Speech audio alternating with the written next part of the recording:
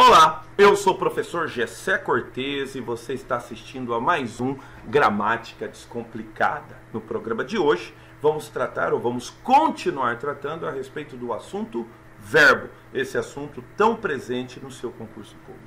Agora, como que normalmente ocorre dentro do seu concurso público? Eu acho que você já percebeu que a maioria dos editais, ele não está lá simplesmente a palavra verbo, ele coloca assim, o emprego do tempo e do modo verbal. Quer dizer que o candidato tem que saber sobre as empregabilidades, tanto do tempo quanto do modo verbal. Então vamos conversar a respeito deles?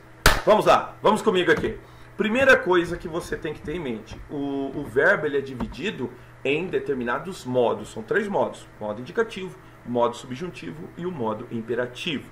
Aqui no meu canal eu tenho um vídeo a respeito da formação do modo imperativo. Antes, porém, vamos ver para que serve o modo chamado modo indicativo.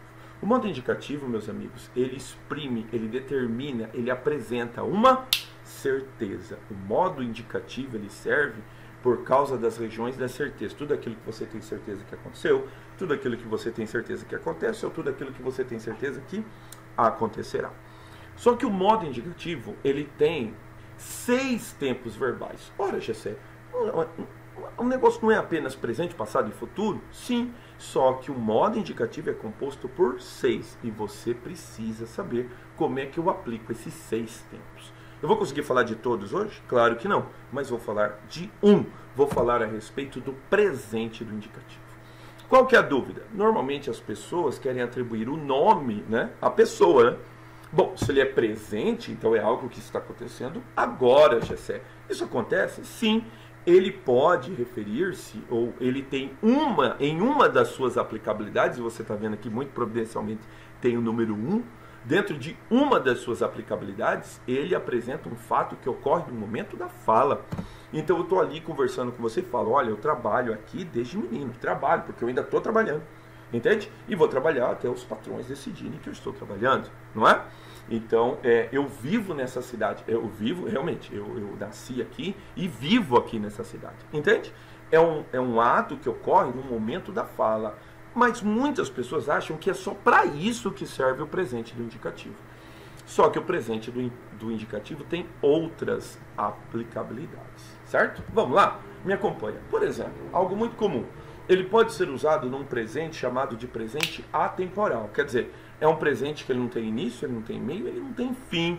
Quando eu digo que o homem é a coroa da criação. Note que o homem foi, o homem é e o homem será a coroa da criação.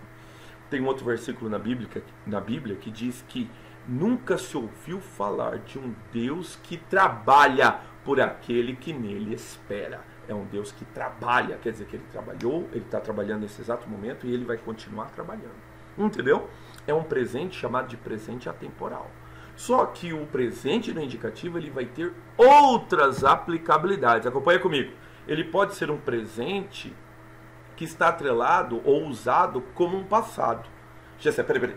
Presente que é um passado, sim, mas não é qualquer passado, tá, colega? É aquilo que a gente chama de passado histórico.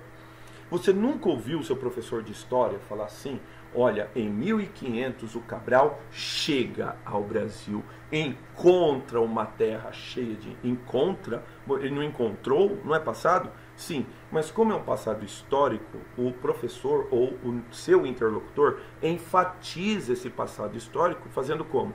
Utilizando o presente do indicativo.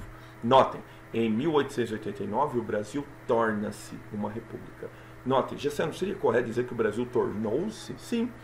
Só que como eu quero enfatizar esse passado histórico, eu utilizo o presente do indicativo.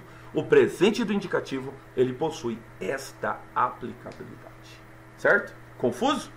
Tá bom, então. Ele pode ser aplicado também no futuro. Isso mesmo. Mas não pode ser qualquer futuro, tá?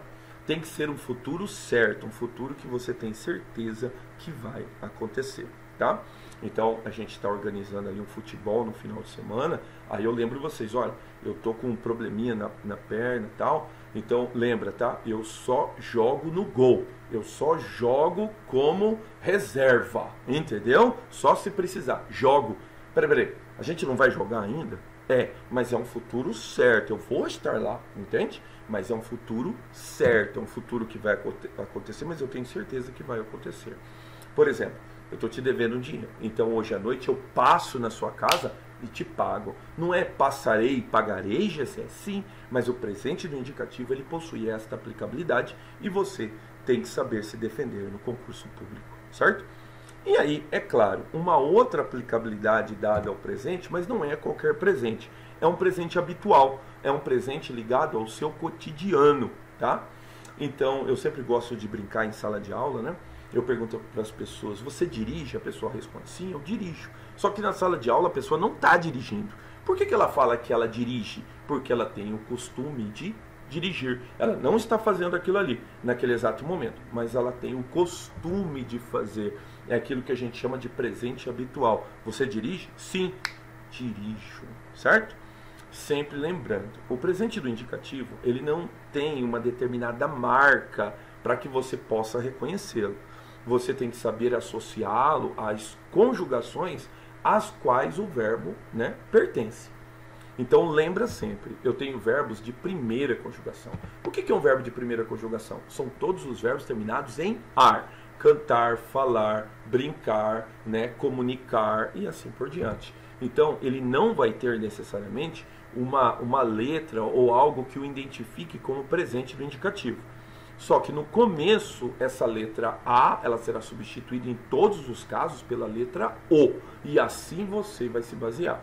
Então o verbo é pagar, então quer dizer que o presente do indicativo é eu pago, tá? E aí ele vai voltar para a letra da sua conjugação, que neste caso do verbo pagar é a letra A. Então eu pago, tu pagas. Ele paga, nós pagamos, vós pagais e eles pagam, certo?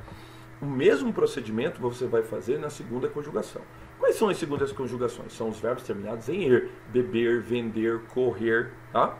A primeira pessoa, você vai retirar o e e vai colocar um o. É assim que você vai se localizar. Afinal, eu bebo. E daí o que vai acontecer? A letra da sua conjugação, que é a letra e, ela vai retornar. Afinal, eu bebo, tu bebes, ele bebe, nós bebemos e vós bebeis e eles bebem. Um pouquinho diferente fica a terceira conjugação. O que é a terceira conjugação? São os verbos terminados em ir, sorrir, dormir, partir, tá? Todos os verbos terminados em ir. Primeira pessoa, mesmo procedimento. Você tira a letra I e coloca a letra O. Afinal, eu parto. Só que daí, ao invés dele ir para a letra I, ele vai para a letra E. Eu parto, tu partes, ele parte, tá? Somente na primeira pessoa do plural e na segunda pessoa do plural, essa letra I ela vai voltar, tá? Então, nós partimos e vós partis, tá? E depois, na terceira pessoa, volta a letra E. Eles partem, mas isso é algo peculiar da terceira conjugação. Notem que a primeira e a segunda prevalece a letra, no caso da primeira conjugação, a letra A dos verbos terminados em ar, e na segunda conjugação, a letra E dos verbos terminados em ir. É assim que você vai reconhecer. Hoje em dia, no concurso público, muito passa pelo reconhecimento desse tempo verbal. Quer dizer, ele pertence ao presente do indicativo. Dá uma olhada aqui. Essa prova aqui, ela não falou que foi uma prova quadrix, mas muito provavelmente foi.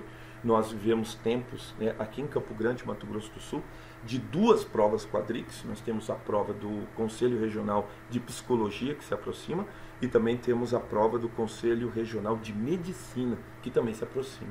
Então, foi uma prova do Conselho Regional dos Representantes Comerciais, chamado de CORE, de São Paulo, tá? A prova foi em nível superior, foi uma prova de TI. A prova ocorreu no ano passado, tá?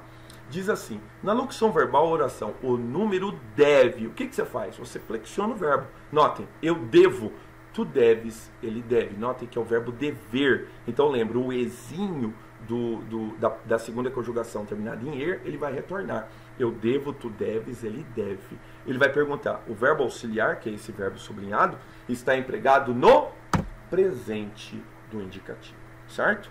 Fiquem atentos, tá? Às funções dos tempos e dos modos verbais. Eu vou fazer aqui uma série de verbos. Quero falar a respeito do fato, né, do pretérito ser chamado de pretérito imperfeito. Por que ele é chamado de pretérito perfeito? Quero falar do fato do pretérito ser perfeito. Por que ele é perfeito? E por que o pretérito é mais que perfeito? Mas fica a dica para os próximos vídeos, tá ok? Se você gostou, compartilha, tá? Se você não é inscrito no canal, se inscreva no canal, deixe o seu like, isso faz com que o canal ganhe uma determinada relevância e o YouTube possa selecionar e possa ajudar, né, na divulgação do meu trabalho, do Gramática Descomplicada. Então, mais uma vez, eu sou o professor Gessé Cortez e você assistiu a mais um Gramática Descomplicada. Até a próxima!